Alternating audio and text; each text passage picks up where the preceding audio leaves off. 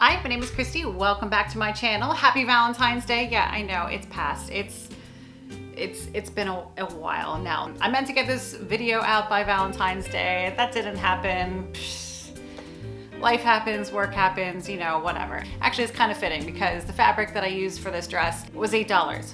It was an $8 cut of fabric from Walmart. So, you know what? It's like picking up those after Valentine's Day sales. Got some fabric, some chocolates, good to go.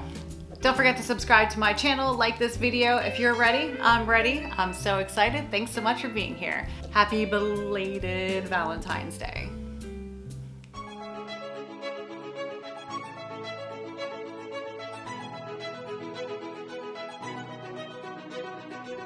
Here's the $8 3-yard cut of fabric. There is no beating that price. It is soft, almost like a light sweater material, and it has wonderful stretch in all directions. And is very Valentine-y. I bought this dress on Amazon like years ago, and I always get compliments on it. It also has similar stretch to the fabric, so I'm going to pattern from it again. After folding the fabric and the dress in half, I have lined it up on fold and am chalking around. Oh my goodness, I keep kicking the camera. Sorry about that. Anyways, back to chalking around all of the edges. When I get to where the straps are, I want to modify the dress by making it a scoop neckline that slopes upwards. Later, I found out that I didn't need to angle it out so much to the left and I could have just continued straight up. I'll be cutting that away later. After 3 different chalk color choices, I finally realized that, well, none of them are going to show up on film, so I'm just going to use yellow to mark the seam allowance. I'm using a 1/2 inch seam allowance as well as marking where the waistline is with a little notch.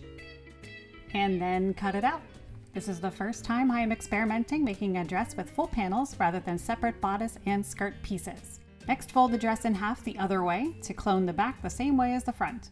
And since this is February, I am adding sleeves to the dress by also patterning from a sweater with a similar style top. It was 6 inches from the dress's waistline to the top of the dress and then an additional 10 inches to my shoulder.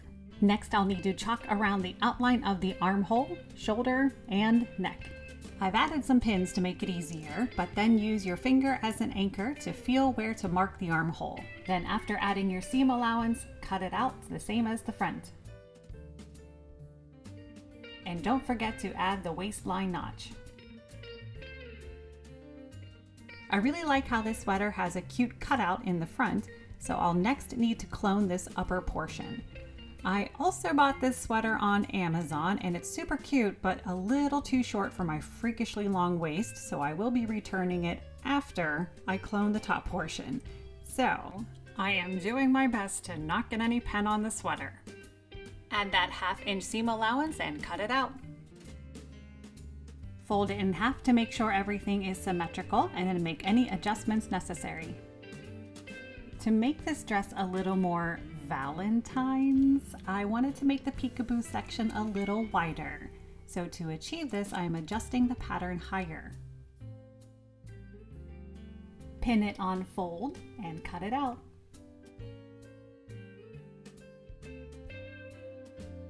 Before sewing the new top portion on, I want to first measure the length of the cutout to finish it with a band. It measured 21 inches long, which I subtracted 2 inches from to make sure it fits snugly. And then measure the same on the bottom, which was weird that it also came to 21 inches, so I again will subtract 2 inches. Fold in half to find the middle and clip notches on both bands. Then do the same for the upper portion. Fold the bands in half with wrong sides together and then line up those middle notches with the raw edges on both pieces together. Pin in the middle and ends only. To make the shorter band fit, you need to stretch the band while sewing.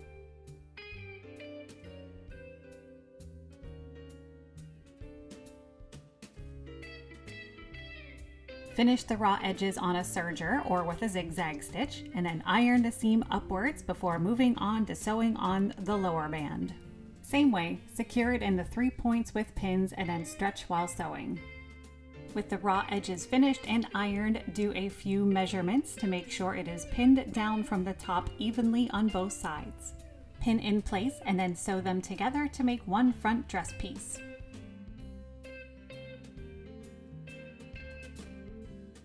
Now you can line up the front and back pieces at the shoulder and sides.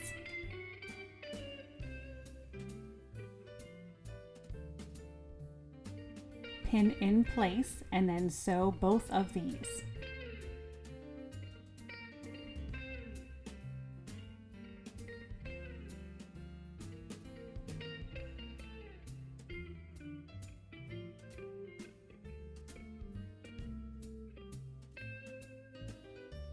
I'm borrowing this sleeve block from my last project, the Million Buttons dress, one of the few that I've done from a pattern, but I really like the way the sleeves turned out and I'm going to see if it works with this dress too. Fold each sleeve in half to sew the underside of each sleeve. Finish the raw edges with your serger or a zigzag stitch, and then finish off the bottom cuff the same way. I'm using my serger. Make sure the fabric is not folded underneath since the serger also cuts at the same time. Fold up the bottom about 3/4 of an inch and pin in place. So leaving about a 2-inch gap that I have marked with double pins as a reminder. It is very important to keep this gap open.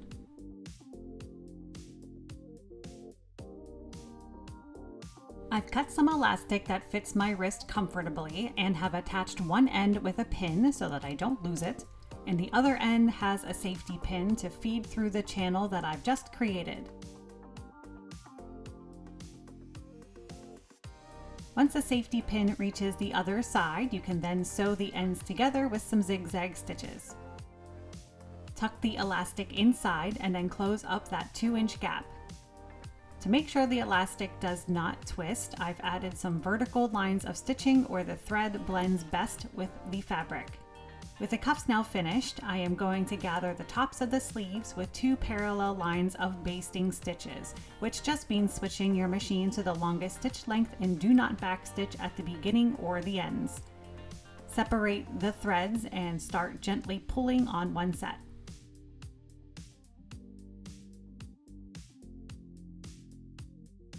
With the dress inside out and the sleeves right side out, shimmy the sleeve inside and line up with right sides together, the top of the sleeve with the shoulder seam,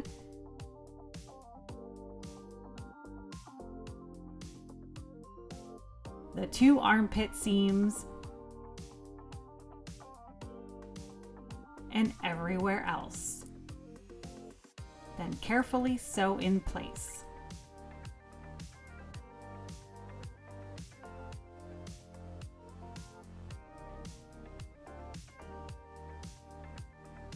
Now, it looks pretty. However, I definitely recommend trying on your garment often, and here's why.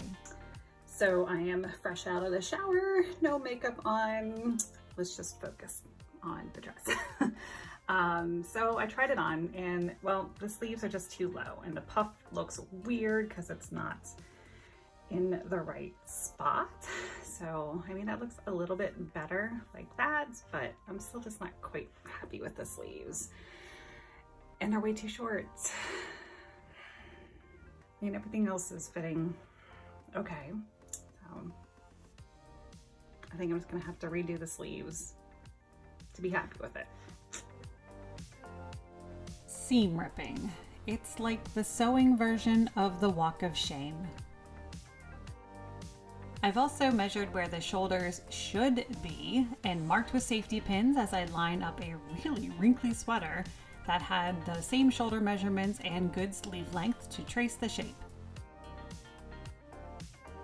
I still want to make the elastic hem, so I am slightly angling out the bottom near the cuff. Same as before, just use your finger as an anchor to trace the shape of the armhole.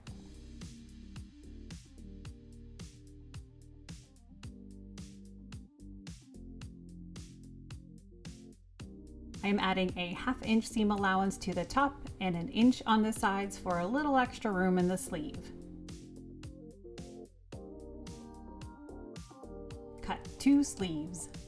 Everything else is pretty much the same. Sew the underside of the sleeves and then finish the raw edges and iron towards the back.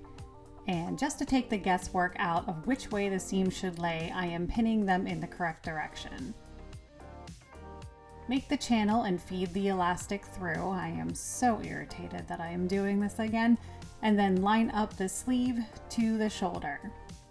This time I'm lining it up to the point where I marked with the safety pin.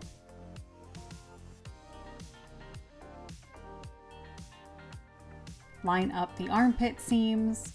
It was a little more difficult this time because I was easing the sleeve into a different location instead of just lining up the raw edges. I used safety pins so that I could try it on before sewing in place.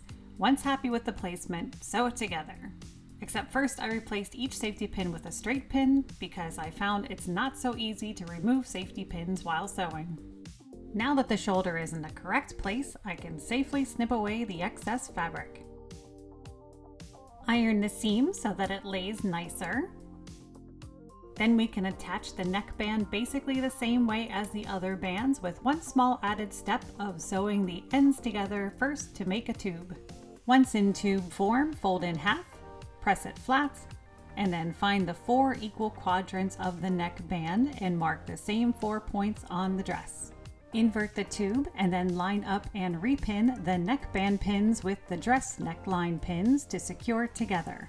All raw edges should be at the top.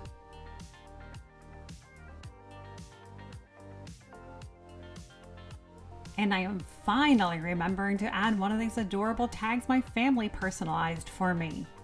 Just as before with the other bands, stretch and sew the neckband.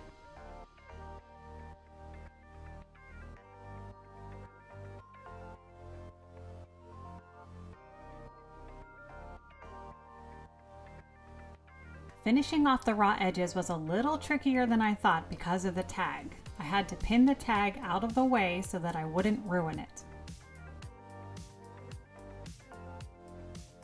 While my serger is all fired up, I've decided to serge the bottom of the dress and then fold up about 1/2 inch to sew the hem.